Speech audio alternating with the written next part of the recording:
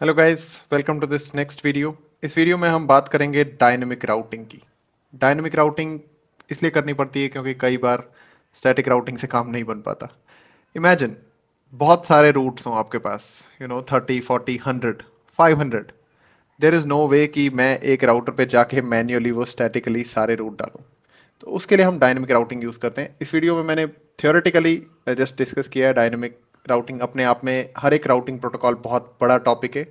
हमने उसका introduction discuss किया है, कौन कौन से डिफरेंट टाइप्स के राउटिंग प्रोटोकॉल्स हमारे पास होते हैं। So let's begin. इस वीडियो में हम राउटिंग की टाइप्स के बारे में बात करते हैं क्योंकि अब हमने ऑलरेडी स्टैटिक राउटिंग और डिफॉल्ट राउटिंग देख लिया, तो it will be easier to define. और आपको शायद ये बात समझ में भी आई होगी कि अगर हम सपोज बात करें कि बहुत सारे राउटर्स हैं हमारे पास जो आपस में इंटरकनेक्टेड हैं और हमने एक बहुत बड़ा नेटवर्क बना रखा है, तो ऐसे में स्टैटिक राउटिंग से मैन्युअली रूट्स डिफाइन करना मुश्किल हो जाएगा, राइट? और हो सकता है एडमिन पागल भी हो जाए अगर वो स्टैटिक राउटिंग ही करता रहे तो इस प्रॉब्लम को एड्रेस करने के लिए उन्होंने एक चीज और बनाई हुई है and we call that dynamic routing. Dynamic routing में फर्क क्या होता है पहले हम ये समझते हैं, और डायनेमिक राउटिंग होती क्या है वो समझते हैं, ठीक है? तो डायनेमिक राउटिंग में क्या होता है कि हम राउटर को ये बोलते हैं, जैसे सपोज करो ये राउटर है और इससे ये दो नेटवर्क्स कनेक्टेड हैं, तो हम इस राउटर पे एक राउटिंग प्रोटोकॉल रन करते हैं, ठीक है? जब हम ये राउटिंग प्रोटोकॉल रन करते हैं तो हम उससे क्या करते हैं, इस राउटर को ये बोलते हैं कि ये जो दो डायरेक्टली कनेक्टेड तुम्हारे पास नेटवर्क हैं वो बाकी लोगों को एडवर्टाइज करो, मतलब कह सकते हो कि बाकी लोगों को सिखाओ। तो वो क्या करता है, वो मैसेजेस भेजता है, राउटिंग प्रोटोकॉल के मैसेजेस, जिनमें वो इन नेटवर्क्स की इंफॉर्मेशन अपने पड़ोसी राउटर्स को भेजेगा, ठीक है? और लाइकवाइज उनके पड़ोसी राउटर भी ऐसा ही करेंगे। जैसे इसके पास अ, ये एक नेटवर्क तो कॉमन है, बट इसके पास, इस राउटर के पास भी यहाँ पे ये वाला नेटवर्क है, तो ये अपने हिसाब से इंफॉर्मेशन, मतलब इसकी और इसकी, ये इसको भेजेगा। जब ये एक दूसरे के साथ राउट्स एक्सचेंज करेंगे राउटिंग प्रोटोकॉल के मैसेजेस के साथ, तो ये एक दूसरे को नेटवर्क्स खुद ही सिखा देंगे। इसका एक बेनिफिट ये भी होगा कि जैसे सपोज करो कुछ डाउन होता है, तो यहाँ पे अगर सपोज करो ये वाला नेटवर्क अब नहीं रहा, तो ये मैसेज भी दूसरे राउटर को दे देता है दैट अब वो नेटवर्क मेरे पास एग्जिस्ट नहीं करता, तो वो सारे राउटर्स धीरे धीरे अपने राउटिंग टेबल से उसे हटा देंगे। तो डायनेमिक, जैसा नाम बता रहा है, देखो, that it is dynamic, fixed नहीं है। वहां पे जो हमने स्टैटिक राउटिंग में सीखा था, अगर हम स्टैटिक राउटिंग करते हैं एंड वो अपनी टोपोलॉजी की बात करें, तो उसमें क्या है कि मान लो अगर हम इस R3 पे इस नेटवर्क को डाउन भी कर दें, सपोज हम इस इंटरफेस में जाके 3.0.0.11 की तरफ जो जाता है उसको अगर मैं शट डाउन भी कर देता हूँ, इस इंटरफेस को मैंने सपोज करो शट डाउन की कमांड डाल के चला दिया या वायर निकाल दी, तो भी ये बंदा यहाँ ट्रैफिक भेजेगा क्योंकि इस पे स्टैटिक रूट है 3 का, तो ये उसको आगे भेजेगा। इस पे भी स्टैटिक रूट है, ये भी उसको आगे भेजेगा। मतलब क्या है कि अगर जैसे देखो नेटवर्क डाउन भी हुआ और अगर आप स्टैटिक राउटिंग यूज कर रहे हो, तो R3 बता नहीं रहा है R2 को या R1 को कि वो नेटवर्क अब नहीं रहा, तुम मेरे पास ट्रैफिक मत भेजो। और यहाँ हो सकता है आपको लग रहा हो कि यार ठीक है कोई बात नहीं, ट्रैफिक अल्टीमेटली आके डिस्कार्ड ही हो रहा है। देखो हो सकता है कई बार ये साइट्स होती हैं अलग अलग, मतलब मे बी ये एक ऑफिस है, ये आपका दूसरा ऑफिस है, ये आपका तीसरा ऑफिस है, और ये ओवर द वैन आप ट्रैफिक ला रहे हो कहीं कहीं, घुमा फिरा के इतनी बैंडविड्थ कंज्यूम करवा के, और फाइनली उस ट्रैफिक ने वहां पहुंचना नहीं। तो बेटर ये रहता कि हम लिंक को ज्यादा बेटर तरीके से यूज करते, वो अगर पहले से बता देता हमें कि ये नेटवर्क डाउन है, तो हम यहीं पे डिस्कार्ड कर देते उस ट्रैफिक को।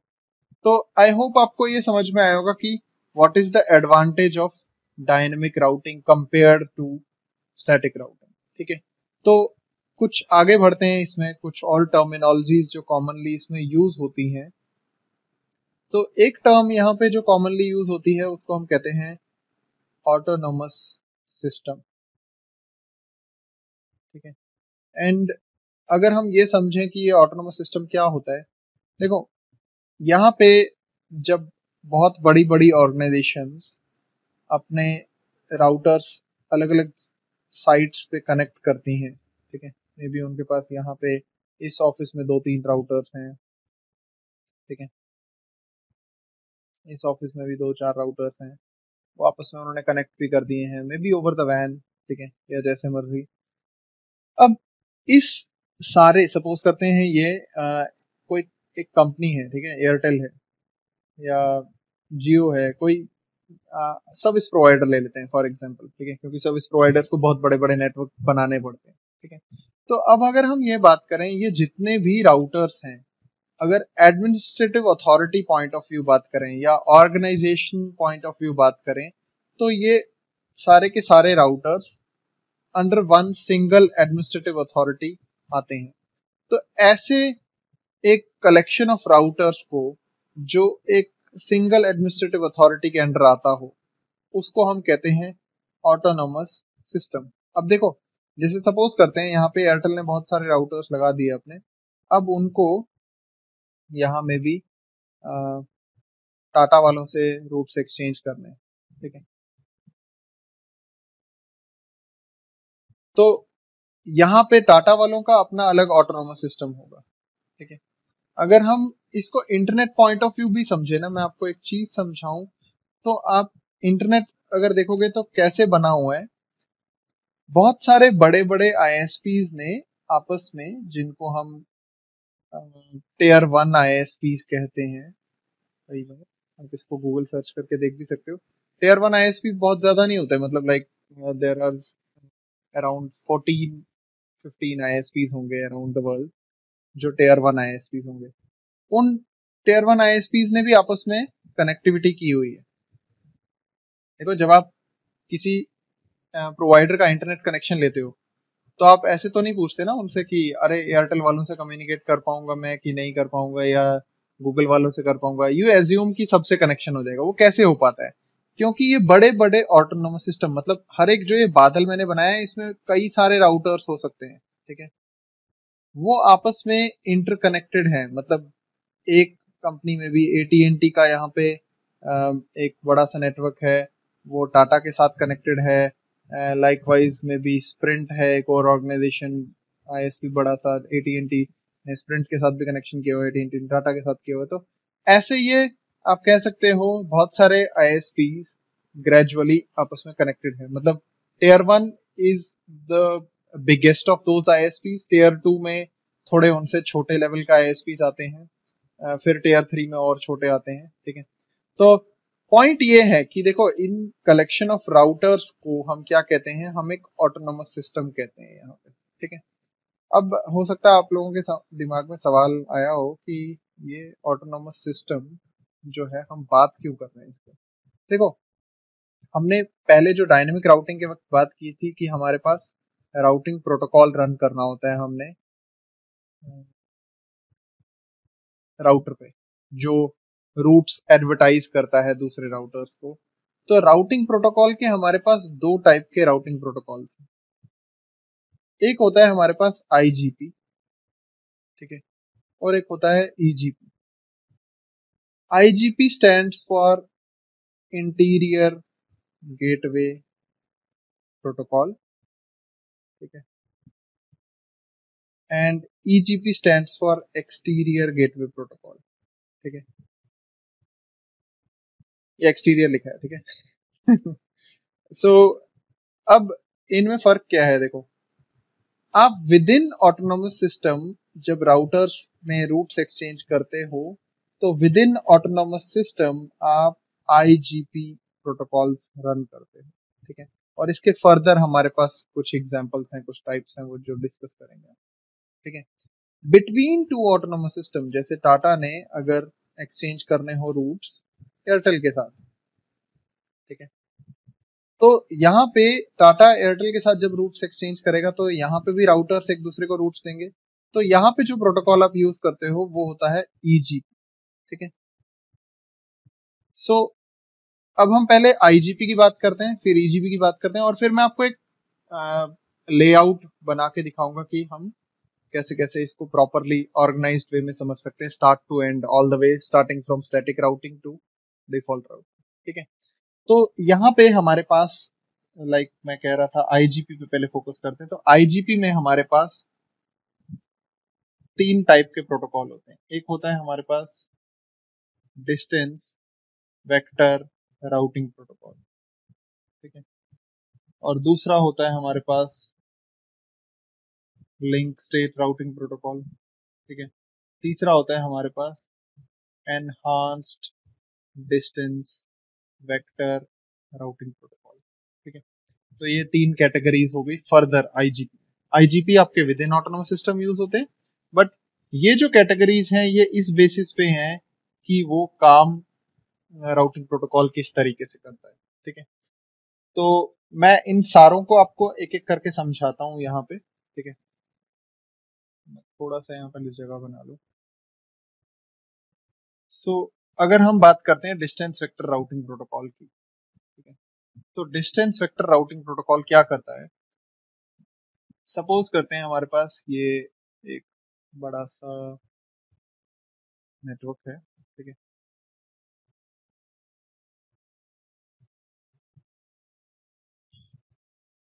अब यहाँ पे सपोज करते हैं इस नेटवर्क से मेरे को यहाँ पे इस पीसी से कम्युनिकेट करना है। ठीक है, पीसी ए ने पीसी बी से कम्युनिकेट करना है। अब जैसे देख रहे हो यहाँ मल्टीपल रास्ते हैं, राइट, या इनफैक्ट हम क्या करते हैं यहाँ पे ना थोड़ा सा रास्ता छोटा कर देते हैं।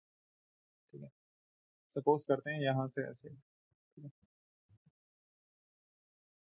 अब यहाँ पे आप अगर देखोगे इस R1 के पास इस नेटवर्क पे जाने के यहाँ से कितने राउटर क्रॉस करने पड़ेंगे, 1 2 3। ठीक है, और यहां से अगर हम जाएं ट्रैफिक को लेके सेम नेटवर्क पहुंचना है हमें, तो यहाँ से एक राउटर ये हुआ और दूसरा राउटर ये हुआ, 2 ही राउटर क्रॉस करने पड़ जाएंगे, खुद को नहीं गिन रहे हम। ठीक है, मतलब खुद को R1 नहीं गिन रहा। अब अगर आप ये ऊपर वाले रास्ते से जाते हो तो यहाँ आपने, हम कहते हैं 3 हॉप काउंट्स रहा आपका, मतलब यहाँ से ये network 3 hop counts far away है। ठीक है, एंड नीचे से यही network 2 hop counts far away है, या 2 हॉप्स।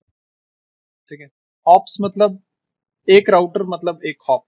ठीक है, सो यहाँ पे अगर हम बात करें तो डिस्टेंस वेक्टर राउटिंग प्रोटोकॉल क्या करता है। Distance vector routing protocol root choose करता है। देखो हमें क्या करना है, हमें राउटिंग प्रोटोकॉल से बेस्ट रूट फाइंड करना है, क्योंकि वो बेस्ट रूट हमारा राउटिंग टेबल में हम डालेंगे। ठीक है, तो distance vector routing protocol best route choose करने का जो इसका तरीका है वो है आपका हॉप काउंट। ठीक है, मतलब ये 2 चीजें देखता है। देखो एक तो डिस्टेंस और वेक्टर, वेक्टर मतलब डायरेक्शन। ठीक है, तो यहाँ पे सपोज करते हैं हम अगर कोई डिस्टेंस वेक्टर टाइप का राउटिंग प्रोटोकॉल चलाएंगे, ठीक है, तो उसमें हमारे पास वो प्रेफर करेगा ये वाला रास्ता। एज्यूम करेंगे कि हमने सारे राउटर्स पे डिस्टेंस वेक्टर राउटिंग प्रोटोकॉल चला दिए, तो वो प्रेफर करेगा ये वाला रास्ता, क्योंकि यहाँ से कम नंबर ऑफ राउटर्स क्रॉस करने पड़ेंगे तो हम फास्टर पहुंचेंगे। ऐसा डिस्टेंस वेक्टर राउटिंग प्रोटोकॉल का मानना है। और हो सकता है आपको अभी ये लगे कि हाँ यही तो बेस्ट तरीका है, और कौन सा तरीका हो सकता है बेस्ट, तो वो हम आगे डिस्कस करेंगे। ठीक है, so distance vector routing protocol यहाँ पे राउट सिलेक्ट करता है बेस्ड ऑन हॉप काउंट। ठीक है, बेस्ड ऑन बेस्ट पाथ इस बेसिस पे ये सिलेक्ट करता है। और जैसे R1 को ये वाला नेटवर्क यहाँ पे ये राउटर भी सिखा रहा होगा और ये भी सिखा रहा होगा, बट इन दोनों में से वो किसको पसंद करेगा या किसको राउटिंग टेबल में डालने का काम करेगा, वो 2 हॉप काउंट वाले को डालेगा। ठीक है, अब देखो मैं इसको ऐसे समझाता हूँ कई बार लोगों को। डिस्टेंस वेक्टर राउटिंग प्रोटोकॉल ना, जैसे आपने बोर्ड देखे होंगे ना जगह जगह लगे हुए कुछ ऐसे। ठीक है, डायरेक्शनल बोर्ड कहते हैं जिनको हम कई बार, कि मे बी किसी जगह का हमने लिख दिया कि भाई दिल्ली यहाँ से 50 किलोमीटर है इस डायरेक्शन। अब ये आपको 2 चीजें बताता है, राइट, एक तो डिस्टेंस बताता है कितने किलोमीटर, और दूसरा देखोगे तो डायरेक्शन बताता है, राइट, कि इस तरफ जाना है, उस तरफ जाना है, किस तरफ जाना है। सिमिलर चीज यहाँ पे राउटर करता है। अब इसको कई बार देख के ना स्टूडेंट्स को ऐसा लगता है इनिशियली, या बिगिनर्स को जो नेटवर्किंग सीख रहे होते हैं उनको लगता है कि ना यहाँ पे R1 को पूरी टोपोलॉजी का आइडिया है। नहीं, यहाँ पे R1 को कितना टोपोलॉजी का आइडिया रहेगा, R1 को सिर्फ और सिर्फ अपने पड़ोस के राउटर्स के बारे में पता होगा, मतलब उसको इसकी इंफॉर्मेशन नहीं होगी। मतलब अगर मैं थोड़ा सा इसको बड़े साइज में लेके ड्रॉ करूं, ठीक है, ये वाली चीजों के बारे में उसको कोई आइडिया नहीं है। ठीक है, मैं सारा नहीं करना चाहता, but you get the point कि इसके बारे में ना this is kind of hidden from R1। R1 को क्या दिख रहा है, R1 को सिर्फ ये वाला राउटर, मे बी इसका नाम हम R2 रख देते हैं और इसका नाम R3 रख देते हैं, इन्हीं के बारे में पता है। ठीक है, कि मैं इधर से 3 राउटर से पहुंच सकता हूं, उधर से 2 राउटर से, ये उसको इन्फॉर्मेशन है। उसके आगे का उसे नहीं पता। इसीलिए मैं कह रहा हूं कि देखो ये काइंड ऑफ लाइक जैसे डायरेक्शनल बोर्ड्स होते हैं, ये काइंड ऑफ लाइक वैसा हो रहा है, क्योंकि यहाँ पे फुल मैप लाइक स्ट्रक्चर नहीं है। जैसे गूगल मैप्स पे या आप कोई पेपर पे जो मैप होता है उसको लेके देखते हो, तो वैसे वाला पूरा स्ट्रक्चर यहाँ पे राउटर को नहीं पता होता। ठीक है, यहाँ पूरी टोपोलॉजी के बारे में कोई आइडिया उसे नहीं है, सिर्फ उसको अपने साथ वाले राउटर्स तक का पता है। ठीक है, तो आई थिंक सफिशिएंट है for distance vector routing protocol. अब हम बात करते हैं लिंक स्टेट राउटिंग प्रोटोकॉल की, फिर आप थोड़ा कंट्रास्ट में इसको समझ भी पाओगे। ठीक है, तो मैं थोड़ा सा यहाँ पे क्लीन कर देता हूँ इसको, और अब हम समझते हैं कि जो ये लिंक स्टेट राउटिंग प्रोटोकॉल है ये क्या करता है। देखो, लिंक स्टेट राउटिंग प्रोटोकॉल ये कहता है कि हम किसी रूट को सिलेक्ट करेंगे बेस्ड ऑन,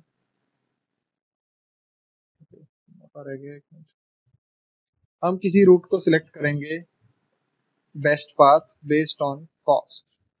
ठीक है, अब कॉस्ट यहाँ वो रुपीज में नहीं है, डॉलर्स में नहीं है। कॉस्ट कैसे डिसाइड करता है वो हर एक लिंक को, यहाँ पे जितने भी आपके ये लिंक्स हैं बिटवीन द राउटर्स, इन सारे लिंक्स को एक कॉस्ट एलोकेट करता है। मतलब जैसे सपोज करते हैं ये लिंक है, इसको एक कॉस्ट दे दी 10, इसको भी 10 दे दी, इसको भी 10 दे दी। ठीक है, एंड मे बी इसको हमने 20 दे दी, इसको 20 दे दी। अब आप बोलोगे कॉस्ट किस बेसिस पे चूज होती है। देखो, कॉस्ट चूज होती है based on bandwidth of link.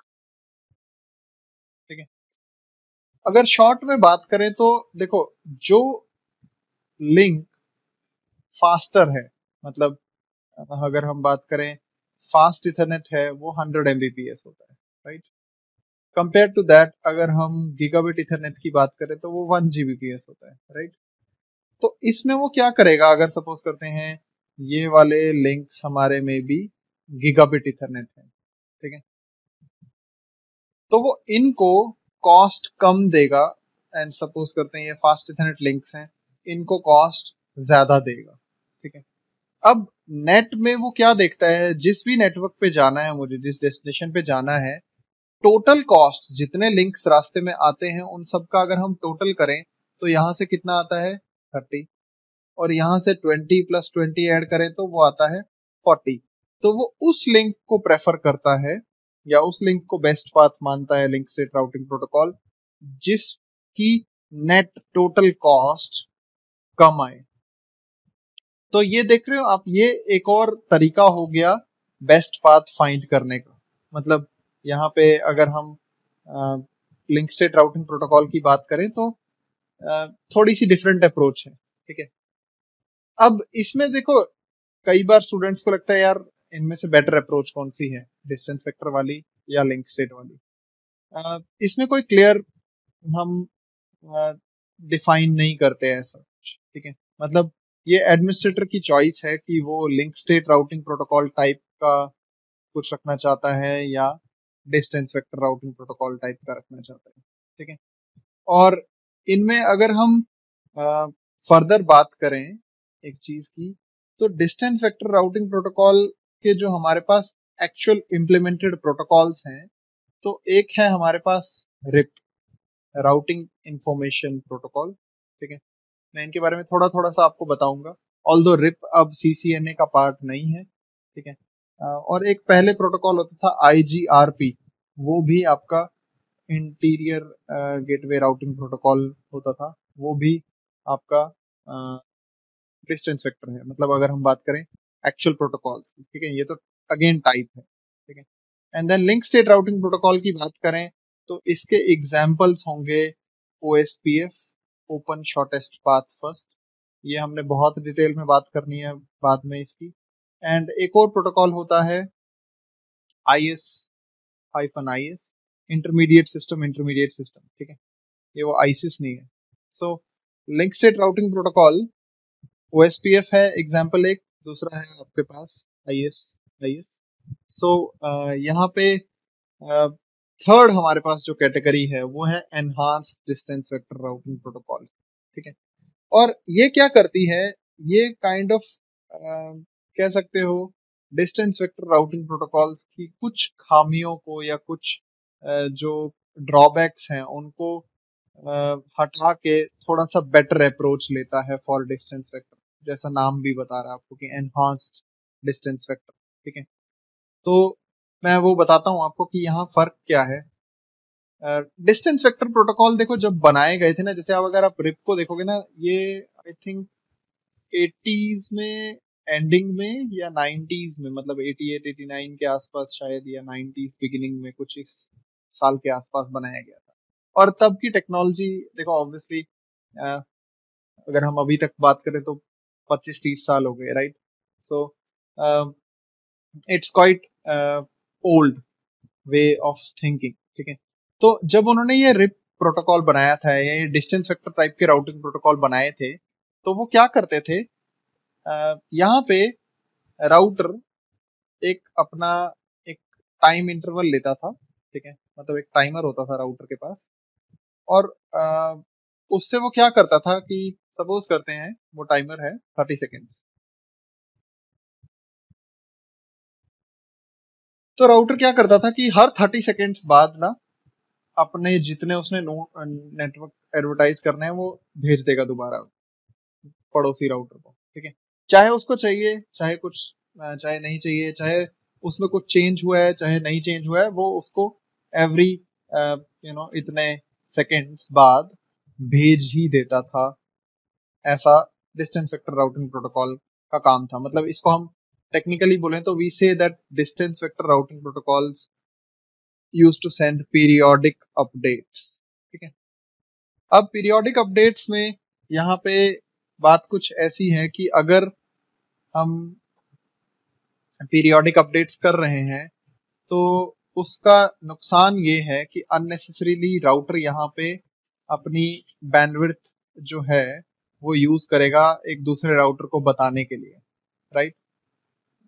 ये हमारा जो मतलब रूट्स एडवर्टाइज करने हैं, उन रूट्स को एडवर्टाइज करने के लिए वो एक बैंडविड्थ कंज्यूम करेगा, प्लस राउटर का CPU भी कंज्यूम करेगा। और अगर हम स्टेबल नेटवर्क की बात करें तो मोस्ट ऑफ द टाइम्स यहाँ कुछ चेंज नहीं हो रहा होगा, मतलब इसमें जो रूट्स होंगे वो एज इट इज ही होंगे। ठीक है, तो यहाँ पे डिस्टेंस वेक्टर के कंपैरिजन में अगर हम एनहांस डिस्टेंस वेक्टर में बोले तो वो क्या करता है, वो यहाँ पे स्लाइट सी डिफरेंट अप्रोच लेता है। मतलब ये बार बार भेजने की जगह, क्योंकि ये हैवी हो जाता है राउटर के CPU point of view, CPU utilization point of view भी, एनहांस डिस्टेंस वेक्टर क्या करता है, वो इंक्रीमेंटल अपडेट्स भेजने का प्रोसेस यूज करता है, एंड ट्रिगर्ड अपडेट्स भेजने का प्रोसेस। इंक्रीमेंटल ट्रिगर्ड से मतलब क्या हुआ कि पहली चीज तो देखो, हम अपडेट तभी भेजेंगे पड़ोसी को अगर कुछ डाउन हो गया। सपोज करो R1 ने 2 नेटवर्क सिखाए R2 को या R3 जो भी है, अब ये 2 नेटवर्क में से अगर सपोज करते हैं ये वाला नेटवर्क डाउन हो गया तो ये अपडेट भेजेगा, बट अगर अप एंड रनिंग है ये दोनों नेटवर्क, सब कुछ ओके है, तो R1 पीरियोडिकली इसको तंग नहीं करेगा अपडेट्स भेज भेज के। ठीक है, मतलब अपडेट भी ट्रिगर होती है जब कुछ चेंज होता है, ऐसा enhanced distance vector routing protocol चलता है। ठीक है, एंड इसके साथ ही आप देखोगे तो यहाँ पे इंक्रीमेंटल अपडेट्स भेजी जाती है। मतलब सपोज करो यहाँ पे R1 ने 4-5 नेटवर्क इसको सिखाए थे, ठीक है, और अब एक डाउन गया है ना, तो ये सिर्फ अपडेट ये भेजेगा कि ये वाला जो नेटवर्क है ये डाउन हो गया। ये उन बाकी चीजों के बारे में अपडेट नहीं भेजेगा जिनको कुछ चेंज नहीं हुआ है। ठीक है, सो ये थोड़ी सी approach enhanced distance vector routing protocol में डिफरेंट हुई है, और इसका एग्जाम्पल हमारे पास है EIGRP। ठीक है, enhanced interior gateway routing protocol. और अगर आप गेस कर रहे हो कि क्या ये इसका एक एडवांस्ड वर्जन है, हाँ, मतलब IGRP सिस्को ने बनाया था, उसके बाद EIGRP उसी की ड्रॉबैक्स को रिमूव करके एक बेटर वर्जन, और काफी पॉपुलर राउटिंग प्रोटोकॉल रहा है EIGRP भी। ठीक है, स्टिल यूज होता है। ठीक है, रहा है से आप ऐसे नहीं सोच लेना कि ये अब शायद यूज नहीं होता होगा, बट हमारा फोकस यहाँ पे CCNA में जिस प्रोटोकॉल पे रहने वाला है वो है OSPF। ठीक है, और अगर हम बात करें अब EGP की, ये तो IGP के ही टाइप्स थे, तो EGP में हमारे पास प्रोटोकॉल होता है बॉर्डर गेटवे प्रोटोकॉल, BGP। ठीक है, और ये एक बहुत अच्छा खासा बड़ा प्रोटोकॉल है जो बिटवीन ऑटोनोमस सिस्टम यूज होता है। मतलब आपका इंटरनेट तब चलता है जब ISPs आपस में BGP राउटिंग प्रोटोकॉल को, बॉर्डर गेटवे राउटिंग प्रोटोकॉल को यूज करके रूट्स एक्सचेंज करते हैं। ठीक है, तो BGP के बारे में बहुत ही कम डिस्कशन है CCNA में। ठीक है, अब मैं आपको अगर एक क्लियर पिक्चर देना चाहूँ कि ये स्ट्रक्चर वाइज, मतलब हमने क्योंकि बहुत सारी बातें कर दी इस वीडियो में, तो ये कैसा है। ठीक है, तो देखो हमारे पास अगर हम बात करें राउटिंग कितने टाइप की होती है, ठीक है, मैं ड्रॉ करता चलता हूँ। तो राउटिंग हमारे पास है, एक तो स्टैटिक राउटिंग, ठीक है, और दूसरा हमारे पास हो गई default routing. Third routing type हमारे पास जो है वो है डायनेमिक राउटिंग। ठीक है, और डायनेमिक राउटिंग में हमारे पास, मैंने बात की थी कि हमारे पास दो टाइप के डायनेमिक राउटिंग प्रोटोकॉल्स होते हैं। एक होता है IGP, इंटीरियर गेटवे प्रोटोकॉल, दूसरा होता है एक्सटीरियर गेटवे प्रोटोकॉल। ये कैटेगरीज हैं, एक्चुअल प्रोटोकॉल नहीं है। और IGP में फर्दर बात करें तो हमारे पास होता है डिस्टेंस वेक्टर। ठीक है, एंड यहाँ पे होता है लिंक स्टेट, एक दूसरी कैटेगरी ऑफ प्रोटोकॉल्स। और तीसरी कैटेगरी हमने बात की थी कि एनहांस्ड डिस्टेंस वेक्टर। ठीक है, और अगर हम एक्चुअल इम्प्लीमेंटेशन की बात करें तो डिस्टेंस वेक्टर हमारे पास राउटिंग इंफॉर्मेशन प्रोटोकॉल एक टाइप है, एक प्रोटोकॉल है, नॉट टाइप। ठीक है, डिस्टेंस वेक्टर टाइप है, RIP is an actual protocol. ठीक है, IGRP। लिंक स्टेट में हम बात करें तो हमने बात की थी OSPF है एक, दूसरा ऑप्शन है हमारे पास intermediate system. Enhance distance vector में हमारे पास जो ऑप्शन है वो एक ही है, EIGRP। ठीक है, एंड EGP में हमारे पास जो प्रोटोकॉल है वो है बॉर्डर गेटवे प्रोटोकॉल, जो हम between autonomous systems exchange, routes exchange करने के लिए यूज करते हैं। सो आई होप आपको राउटिंग में ये समझ में आया होगा कि कौन सी राउटिंग हम किस टाइप की करते हैं। हम बहुत कॉमनली बड़े नेटवर्क्स पे प्रेफर करते हैं डायनेमिक राउटिंग करना।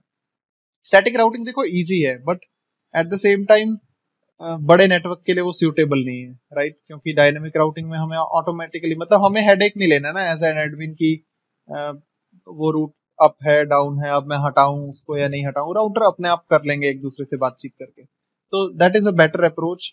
तो आई होप राउटिंग के टाइप्स आपको क्लियर हुए होंगे इस वीडियो में, एंड हो सकता है ये बहुत ज्यादा इंफॉर्मेशन हो, तो you can again go head watch it again. And ज्यादा इसमें OSPF के बारे में हम बहुत डिटेल में डिस्कशन करने वाले हैं, तो don't worry too much about the details of other protocols, क्योंकि CCNA का पार्ट नहीं है वो, if you are preparing for certification exam. तो I think that's sufficient. So thanks for watching, see you guys in the next video.